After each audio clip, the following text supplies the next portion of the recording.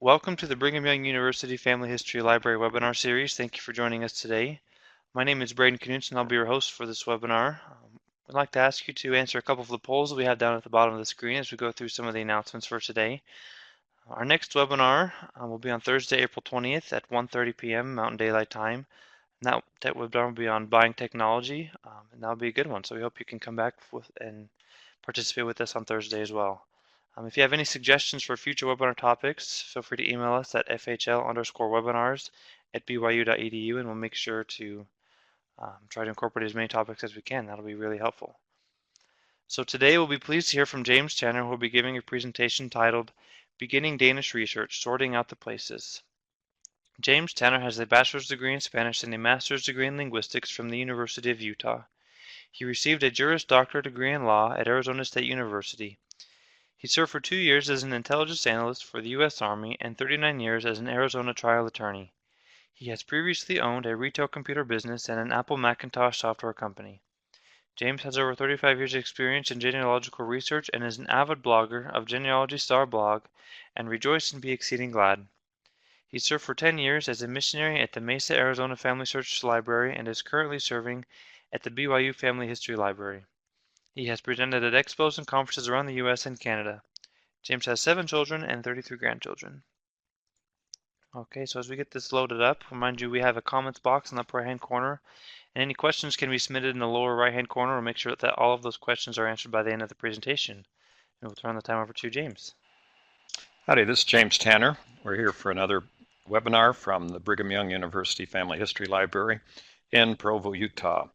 And we would like to make sure everyone understands that these webinars are recorded and uploaded to our BYU Family History Library YouTube channel. And they're available for free, and you can watch them at any time. We're going to talk today about beginning Danish research. And primarily we're going to focus on sorting out the places. This is something that I've encountered a number of times in helping people with their Scandinavian research, but it applies also to almost any place, United States, Europe,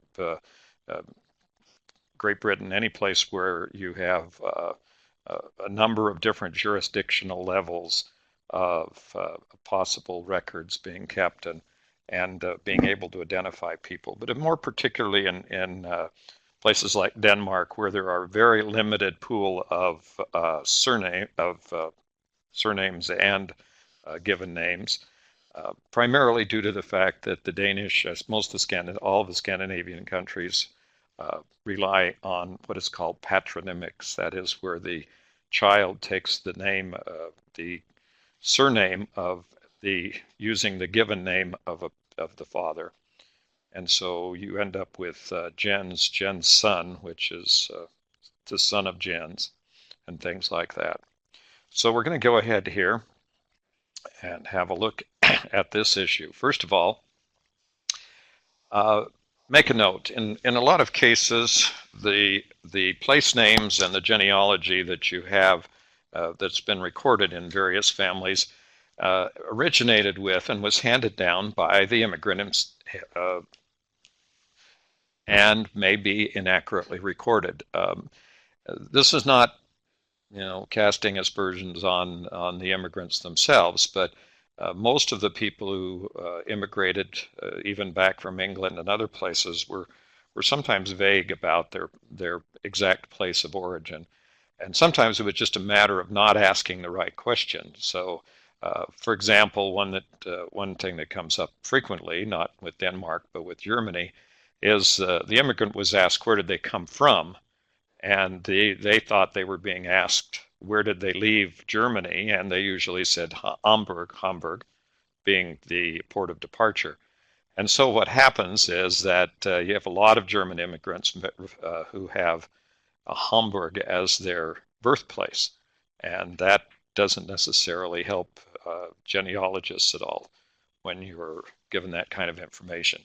What happens in Denmark, Danish immigrants primarily, is that the parishes and streets and farms and districts and counties are all kind of jumbled up, and put in different order, or some of them are missing. And so it's not necessarily easy to find the people, and many times the current genealogists have not questioned the information, and it's preserved and it's been passed on. What we'll talk about from the standpoint of the most obvious examples are now found in the Family Search Family Tree. The reason for that is that the Family Search Family Tree is a composite of all of the research that has been done by hundreds, perhaps thousands and tens of thousands of people over the last 100 years. And so these types of errors tend to appear in the family tree. And as I mentioned, the place names may be confused. That means that the order that we think is important, from the smallest jurisdiction on up to the largest jurisdiction, may not be strictly followed. So if you were to think about that in English, it would be something like, I live in the United States, Utah, on 2300 North in Utah, meaning county. And so that gets that's a kind of confusion that you'll see passed down on these types of records. Now, the results of this is very simple. It makes it really impossible to identify people with similar surnames. The pool of given names and surnames in Denmark was very small. Most of the popular names, excuse me, there were approximately 100 or so given names that were recycled for everyone. So it was not unusual in Denmark to have, you can have 5 people born in the same parish on the same day with the same names and have the same parents and have almost all the siblings the same names. So you just find identical families that, basically. In England, for example, not too long ago, I found two individuals who were born on the same day and died on the same day and were buried on the same day. So then the only way to get them apart was I found them both in the census, and they had 2 different occupations. But they had the exact same name and the same. So this type of thing happens not infrequently in English, but it happens almost every day in Denmark, Sweden, and Norway, and Iceland, and Finland, and some of the other countries. And by the way, Iceland still has patronymics today. It's by law. They actually have it implemented, so they actually use the change of surname in every generation. Okay, so here's an example of how to check the place names in Denmark. We're gonna kind of walk through that to see if the place names are accurate. This is the whole idea here of this particular webinar. Now, remember, as I said a moment ago, this will apply to England, the United States, colonies of the British Empire, Germany, any place. You name the country, you probably have a similar problem, only perhaps not at the same scale as it would be with names in Scandinavia. So, and it also applies to any place in the world. So kind of scale this whole presentation up into a general methodology for verifying place names. For example, okay, now I told you these examples would come from the Family Search Family Tree. Now here is Anne, Christian daughter. So her father's name was Christian, and she's the daughter of Christian. And the birth is in 1741. Now, it would be the tendency here, by the way, this is kind of a little bit of an off subject, but the tendency here would be to go look for a Christian, but the problem you would have there is that would be then the given name of the father, and you have no idea what his surname is. So his surname could be anything from Anderson to Jensen to, whatever. And so that doesn't give you any clue as to what her father's name is. the only way you can find out, and all of the children are going to be named Christensen or Christian's daughter, and that's just, and by the way, the use of the daughter part, which obviously referred to females, was that was not consistent. So you might see her name recorded as Anne Christensen, even though she was Christian's daughter. So that's kind of an interesting twist on the whole thing. But so she was supposedly born in 1741 in a place called Understead, and I'm not going to try to do all this with a Danish accent. Sorry, folks, this is not going to come out Danish. Horing, which I do know how to say, but we'll leave it at that. Denmark, and so let's kind of see how that comes out. So I go out on Google Maps and I look for a place called Understead Horing, Denmark, and they get this response back from Google Maps: we could not find Understead Horing, Denmark. Be sure your search is spelled correctly. Try adding a city, state, or zip code. Well, I don't know the zip code back in 1741, so that's probably not going to work. So they want me to know if I want to add Understead Horing, Denmark to Google Maps. No, not at this point. I'm not really to that point now. And then maybe I could do more Google searches for it. So now we're going to go to another one. So let's pull up another one. That one didn't work, so we'll go to somebody else. And this is Christian Nielsen. Father's name was Neil, by the way, so we just kind of take that into stride. How long did this patronymics last? Well, patronymics, or the use of the given name for the succeeding generation's surname, was prevalent, almost universal in the Scandinavian countries until the mid-1800s. Beginning in about 1830, 35, the countries began to get away from patronymics because of military concerns. They had, 400 Jens Jensens in a company, and they would yell for one, and they'd get all 400. So basically, that didn't work, and they wanted everybody to have their own surnames. So people had to pick their own surnames. And there's this kind of concept out there that Danish people had SEN. I've heard people say this to me: oh, my ancestors came from Denmark, and they spelled their name with an SEN, and all those people with SONs, they came from Sweden. Well, try the history, folks, because sometimes Denmark was the ruling country of all of Scandinavia, and so Sweden was essentially a part of Denmark. And sometimes it was the other way around. Sweden was the ruling country, and so Denmark was part of Sweden. And sometimes they were part of something else because of various and sundry things that went on in that country. So that, I actually have ancestors whose names were SON in Denmark. So let's not get into too many of those kind of fine distinctions, and trying to figure it out. Guess what? Garum, Horing, Denmark doesn't exist either, not on a Google Maps. Now, you say, okay, well, what's good to Google Maps? Oh, it's just, one of the largest databases of place names in the entire world. And they've adopted, all of these geographic place names for everything. And you can search for just about anything. I can, I play stump Google Maps sometimes, and it's pretty hard to do. It's pretty hard to find some place they don't know about. So what are we talking about here? Okay. Well, so we start into the research on this. This is how you go find out where the place names are in Denmark. And it turns out that here's this website called the Geographic Names Committee from Denmark, and this is at the Copenhagen University, and it has a list of authorized place names in Denmark. I guess if you live in some place that's not authorized, you don't get mail or whatever. I don't know how that works, but they say there are only 25,000 authorized place names in Denmark, and they have a list of them.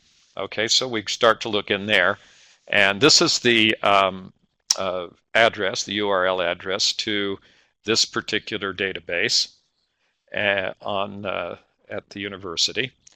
And if you're worried about this on a video like this where you can't perhaps see it well or you can't write it down, remember this video is being uploaded, and when it's online on YouTube, you can stop the video and copy this down.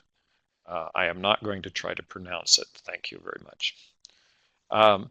And this is what it is, the name of it, the authorized place names in Denmark. That's what that is in Danish. Okay, so guess what? Understead is not in the place name database.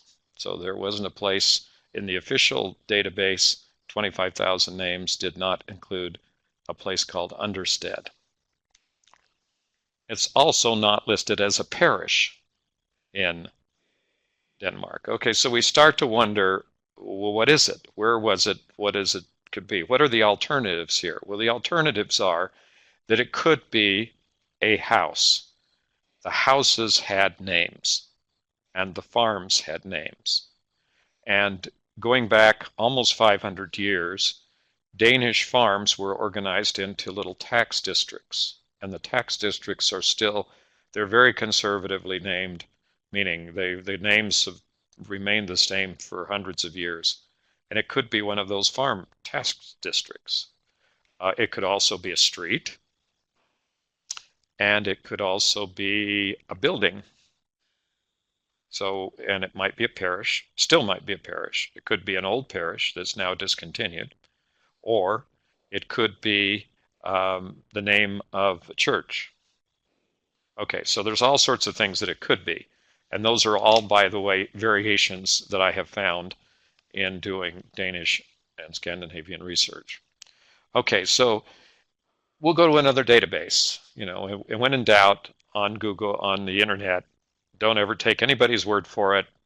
Always go out and keep search. If they tell you no, just keep going until you find somebody who tell you yes. No, that's not necessarily true. But anyway, just what we're doing here is we're actually going to go look in another database. And so this one, I find out that they have 11 different places with that name. Okay, well then that really creates a problem, because what happens if I've got a very common name, and you'll remember, you probably won't remember whose name was Anne Christian's daughter. Okay, so now I have 11 different places, and I bet I could find an Anne's Christian daughter in every single one of those places. So this is going to be an interesting challenge here. But as I look into it, there's only one place that's real. The rest of them are businesses listed. Okay, so you've got another alternative for the names that it could be a business. And there it is. It's mapped here on the coast, which doesn't really help you because you can't see the rest of the country, but it actually lives there. And here's the name of the direction, excuse me, the URL to the database that had the names, the additional names. So basically, then there we have a question. Let's talk about Garum. That was the other one. Is this a place? So what we want to do is look and see in that database, and what we find is some businesses, but we do find actually a place with the name Garum. Here's the problem. Now, this is another problem that comes up when you're looking for Danish place names. The problem is the place is misspelled. They've spelled it G-E-R-U-M, but it is actually not G-E-R-U-M. It is spelled with the Danish character. It's the A-E character in Danish, so it should be spelled G-A-E-R-U-M or in Denmark. And that's a completely different letter of the alphabet than E, and it's actually comes at a different place in the alphabet. So anything alphabetized with that name would come up in a list, an alphabetical list like a gazetteer or something, in a different place than it would if you were looking for Garum. So you would never find Garum in Denmark. You would only find it G-A-E with the A-E character. Okay, that's important to understand that. And it turns out that Garum turns out to be a parish. So there is a parish named Garum. And a Google search using that comes up with Garum Sogn, which is the word for parish. S-O-G-N is parish. in German, I mean in Danish. And so there is, that's the name of the place. And there's even a picture of the church and all that. So you can find the place easily. So that's your starting point. Your starting point is to work your way through a couple of layers of problems. First of all is identifying whether the place actually exists, and that may take a number of searches to verify conclusively that it does or does not. And secondly, to make sure that you're actually spelling the word properly, because there are a number of extra alphabetical characters that are not in the common English Roman alphabet. Okay, so now we have this page which is in Danish, and we want to know anything about it, then we can use Google Translate, which, by the way, if you're using Chrome as your browser, if you're in a Chrome browser, usually it will come up and ask you if you want to translate the page. And then it may come up and say something like, do you want to always translate this type of page? If you click that, then every time you go into Danish, it will automatically translate it into English. But if you want to look at the original Danish, there'll always be a link at the top that says View Original, and then it will turn it back into Danish. So this is the kind of the key that we have today to doing research in any of these languages, because we can use Google Translate to move from English to whatever language we want to move to look at, in this case Danish.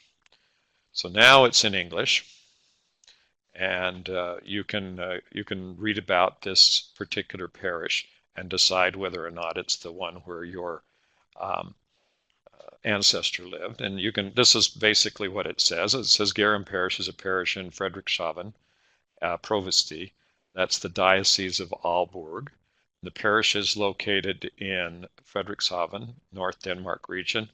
Until municipal reform in 2007, it was in Frederikshavn Municipality, North Jutland. Until the municipal reform in 1970, it was in Hornsherred, Horing in Garum, Son lies Garum Church. Okay, now what does all that translated to mean? It means that if you look up that place today, it is in Aalborg, in the Diocese of Aalborg, but it's in Frederikshavn. That's the division of North Denmark region that it's located in. And it was in the Frederikshavn municipality.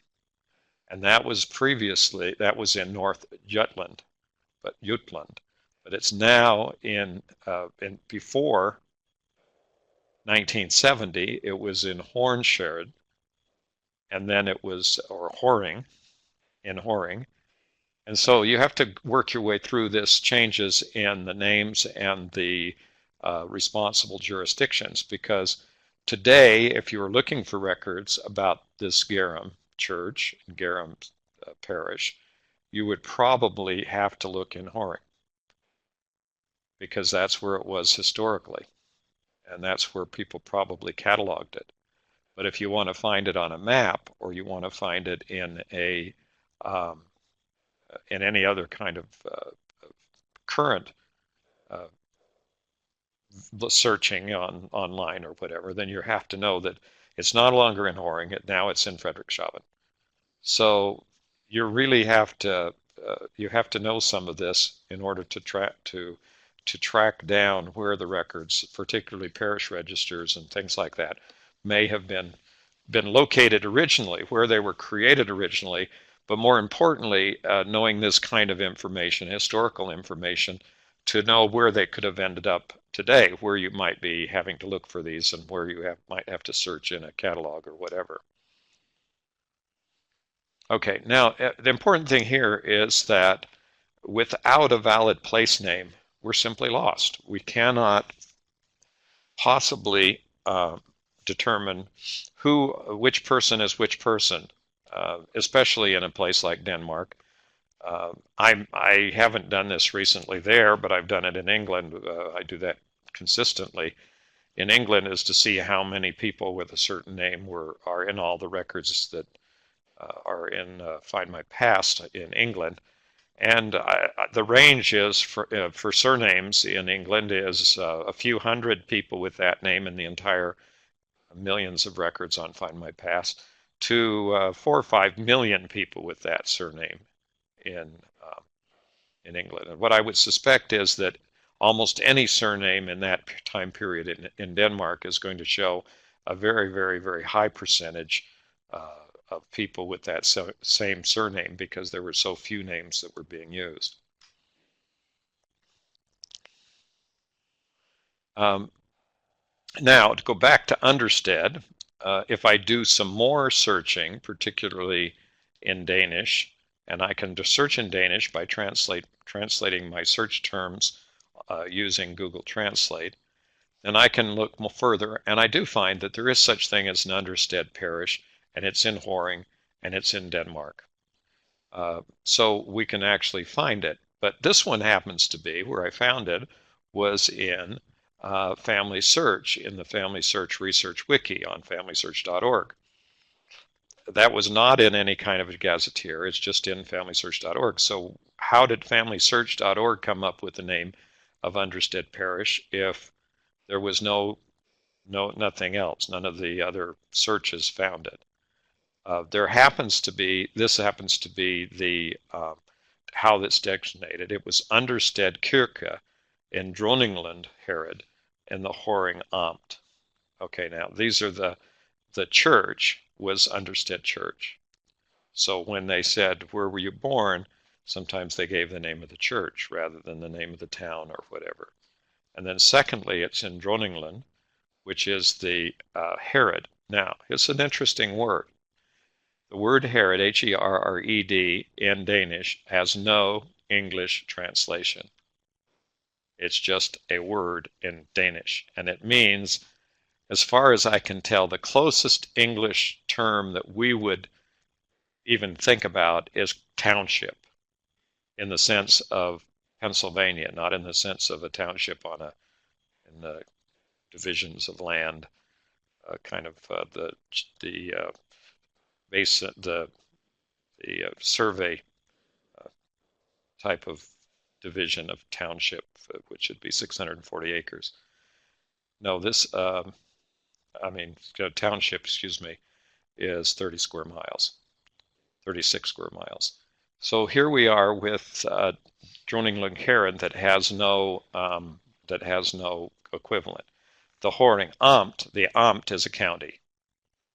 So this is Horing County. That's the equivalent in English, although it really wasn't a county in the sense of an English county. I mean, an English language county in England or in the United States. It's closer to the English county than it is to the U.S. county, but that's just another thing. But understanding this, which is what I'm saying at the beginning, was that very few of the immigrants understood this. They didn't go to school. They didn't have this geographical lesson about how their country was split up. And so they really didn't know in the strict sense where they were born. So we have to rely on official documents, more research than we necessarily have to rely on what the ancestors told their children where they were born and what happened. Okay. Now, if I do look for Understead Kirke in Droningland, it still doesn't show up on a Google map. Okay, so does the place exist or not exist? So what I said was I found it in the Family Search Research Wiki listed as a place, but I don't find it listed as a place in Google. So is it disappeared? Is this an old place name that's now, was it something that's no longer used, or how did that come about? So here are the Danish counties. They're the Amt, and in the plural would be Amter. And this is a map of all the Danish counties. And you'll see Horing up there, number 4 in that list. I don't know, probably can't see it on your screen. If you can, that's great. But you can look this up in Google and get a list of Danish counties. Just fairly simple to do that. So here's the Danish counties, and there's Horing up there at the top. It's the most northern county out there, that with the little peninsula that sticks out into the North Sea. Okay, and this is where you can find this particular map. It's in a website called Danish Family Search, not to be confused with FamilySearch.org.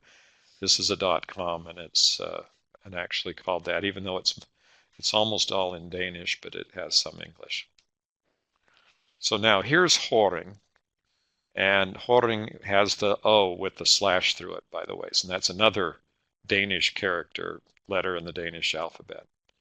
And inside of that is a list of the parishes in the hundreds. Now, the term hundreds is like in England. England has Old English counties were the hundreds. And these are administrative districts similar to parishes that existed historically. So here's a list of all of the map of Horing, which you'd call Horing County. And if you can find Dronninglund Herod in the lower right. So down there, it's quite large, and it's down there towards the bottom of the map. There's Dronninglund Herod. And if we go further, we look that and we see that Understead Son or Understead Parish is in the northeast corner.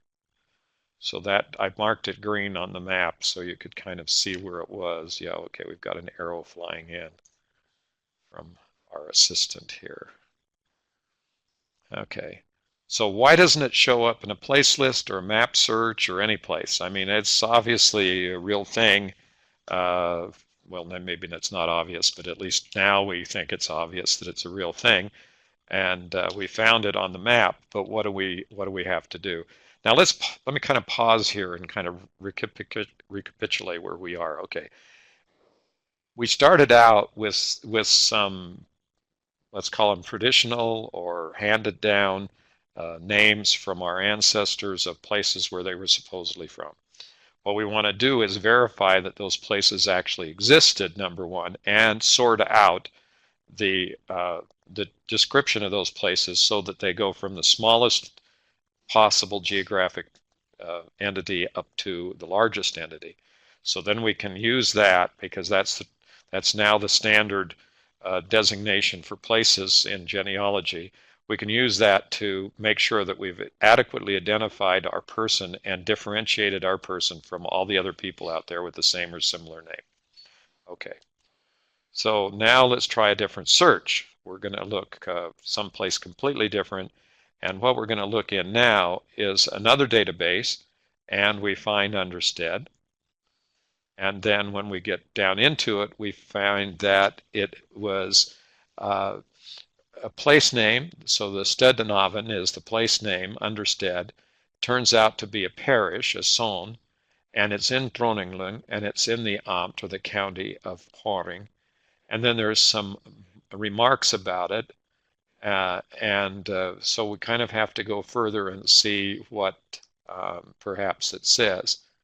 So now there's some definitions. First of all, Stedenoven is a place, and the Son is a parish, and a Herod has no English translation. It's just a geographical designation that doesn't come across as anything we know in English, and an Amt is roughly equivalent to a county. So now we have that kind of structure, a little bit of structure. So if we were going to name, and I'll go back to that, if we were going to actually name a place, we'd start out with the parish up to the Herod, then up to the Amt, the county, and then up to perhaps a district. There's larger areas, and then Denmark, or Danimark. Okay, Understead Parish is a parish in Frederikshavn. Okay, here we are back to Frederikshavn, the same place we had with Garum. And then it's in Aalborg Diocese, and the parish is located in North Denmark region until all of this stuff happened in 2007. It was in Sæby municipality, S with the Danish AEBY, and then it was in Northjylland, and then it was in the Dronninglund district in Horing, and Understead Son lies in Understead. In the Son is the Understead Church. Okay, guess what? It's in Wikipedia. After all that, it turns out that we could have found it in Wikipedia. But why didn't it show up on the search in Google? I don't know, but anyway. It's a little bit strange, and sometimes you see this is in the Danish Wikipedia, not in the English Wikipedia. So all this information may be in Denmark, but not in English. Okay, so this is a very important point to bring up, and that is to actually do some research sometime. No, well, not always, but it's a good idea to remember that you may be having to do your research in the language of the country in order to find some of the information may not be turning up in English. You can look and you say, oh, it's not there, there's no information, and then you do it in Danish and you find out that it is there. So how do we do it in Danish? I'll just remind you from our Google Translate example earlier. That is, you go into Google Translate, you translate your search terms into the target language, Danish, and do your searches with the translated language. So there you are. And a profsti is a deanery. Okay, now that word you may have no idea what a deanery is. A deanery is a division in the church. So these people were Lutherans back in this time period, not Catholics, but they had the same kinds of organization. When Luther left the Catholic Church, he left the doctrine. He didn't leave the organization. So the Lutheran Church is organized almost exactly the same as the Catholic Church. Now there's some differences over time, but particularly in whatever. But a deanery was in between a parish and a archdiocese or a diocese. A diocese, and then there was archdiocese, which were larger conglomerations of dioceses. And basically it was who was the person who would be in charge of that area. So if in a parish it was the priest, in a deanery it was a deacon, in the diocese it was a bishop, in the archdiocese it could be a bishop, or it could be a cardinal, could be somebody important. So here, this is what it says in Danish, just in case you were missing out on what it said in Danish. Okay, so it helps, by the way, if you know how to read Danish. I'm not proficient in speaking Danish, but I don't have too much trouble reading Danish, and so it's not difficult for me to read that and figure out what it says. Now we go back to the Family Search Catalog. This is an example. What if we want to find these Danish records? Well, let me kind of make an aside here. First of all, Family Search has been digitizing records since 1938. Excuse me, microfilming records since 1938, and more lately has been digitizing records and digitizing the old microfilmed records. So some of the records for Denmark are going to be in a digitized format on FamilySearch.org. Some of the records for Denmark may still be in microfilm form and need to be ordered through the Family History Center, one of the 5,000 family history centers around the world, almost 5,000 now. Okay, so what we're looking at here is a list of place names in Denmark. When you go to the catalog, which is part of FamilySearch.org under the search tab up there, and go to the catalog, the first thing that comes up is going to ask you to do a place name search. So you're going to put in Denmark. And then when you come to the Denmark page, it will have places within Denmark that you can click on, and there will be a list of the the counties. You'll see there are two ways of spelling Horring. There's one with the regular Roman O, and then there's one with the O with the slash through it. That is the Danish letter. The way the catalog works on Family Search, the further information might be in either one of those. It just depends on the way they started cataloging it years ago.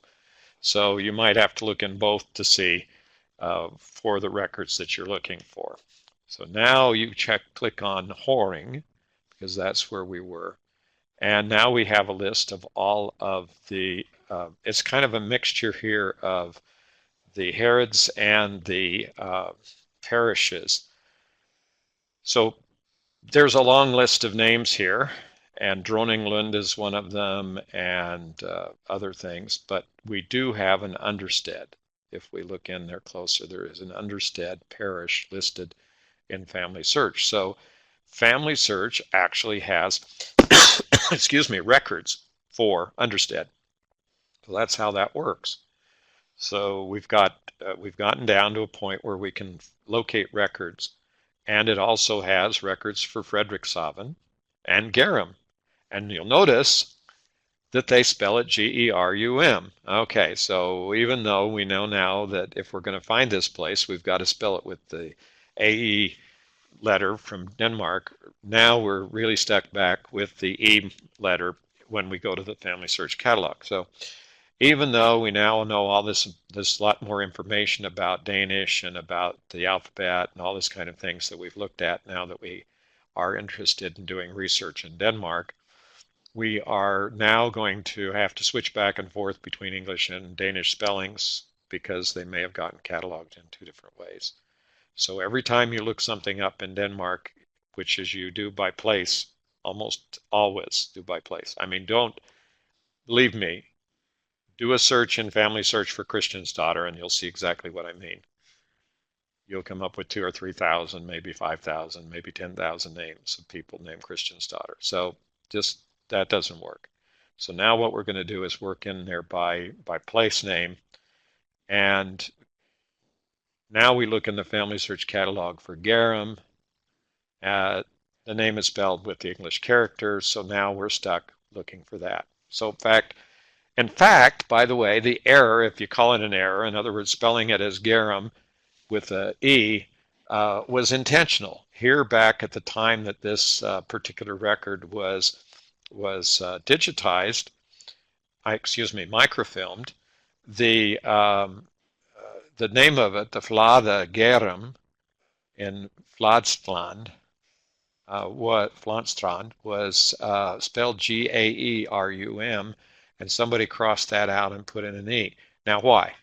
A very simple reason. They didn't have that AE on their typewriter, so they just changed it. So if somebody raised their hand in the office and said, "Hey, what do I do with an AE? I don't have one on my typewriter." They say, "Well, we change all those to E's." Oh, okay. Okay, so that's how it came out. Something like that. So the question then comes up, do we use alternative characters or not?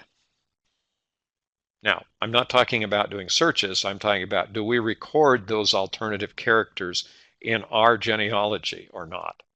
And the answer to that is, times have changed. We can now use alphabets of all these different alternative languages very easily.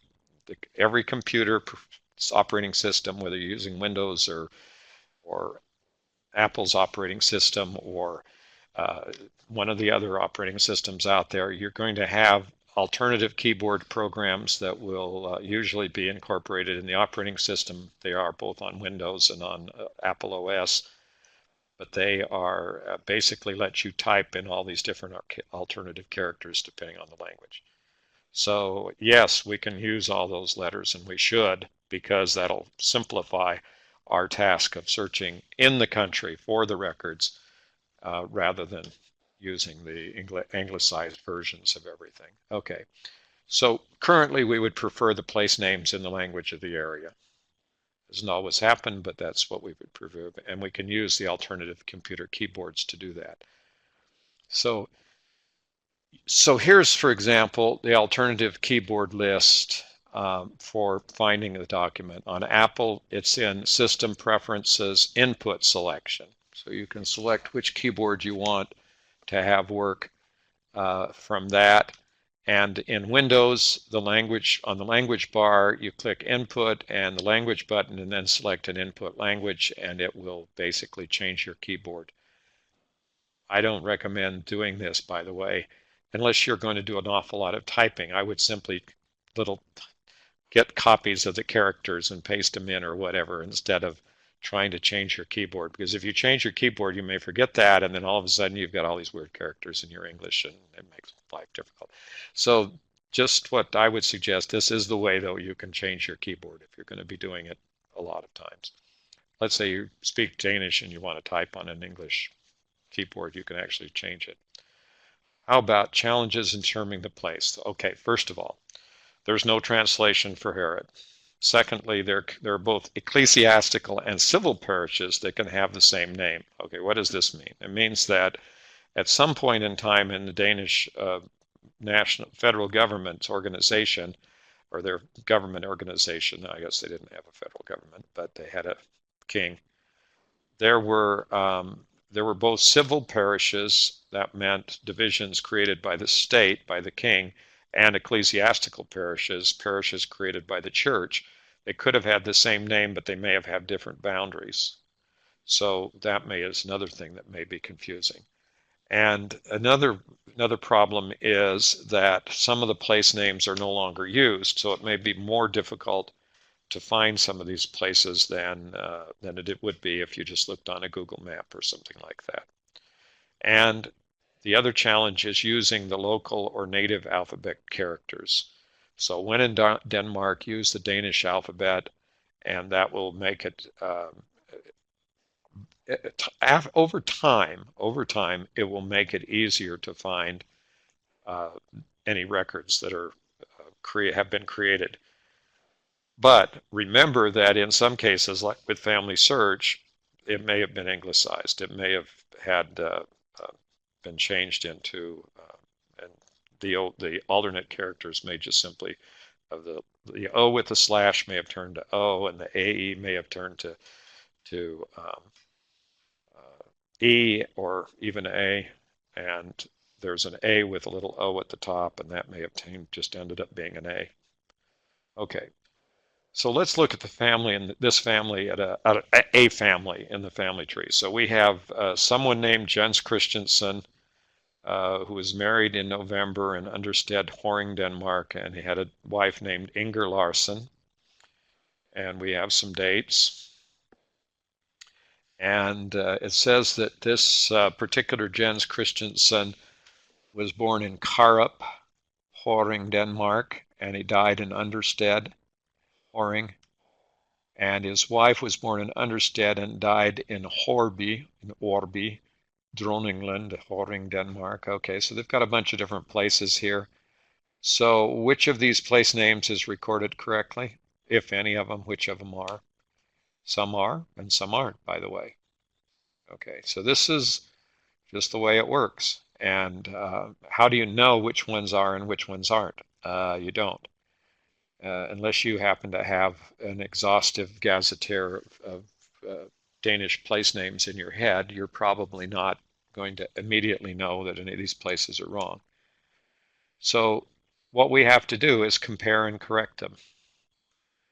So Karup, Horring, Denmark is the same as Family Search, so we can leave that as a place. Secondly, Understed, Horring, Denmark is the same as Family Search. Okay, so we're pretty close. And you'll notice we have the O with the slash character from Danish alphabet. And then Horby, Droningland, Horring, Denmark is correct, but it's not the same as Family Search. Okay, so that's not how Family Search has identified that place. How do I know that Horby, Droningland, Horring? Because I looked it up and I went through this whole process with that place name and determined that it was correctly designated, but it's not the same as Family Search. Now, here's the problem with getting down to the parish level. As I mentioned earlier, you still may not be done. You may have to go down to the level of the house.